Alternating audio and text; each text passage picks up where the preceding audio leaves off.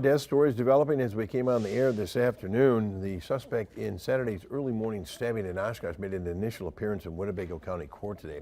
The judge issuing a $500,000 bond for 23-year-old Sebastian Crossman. As we reported, Oshkosh responded to a robbery at a business on the 500 block of High Avenue about 2:30 in the morning. According to the newly obtained criminal complaint, Crossman and one other suspect got into a fight with employees outside the business.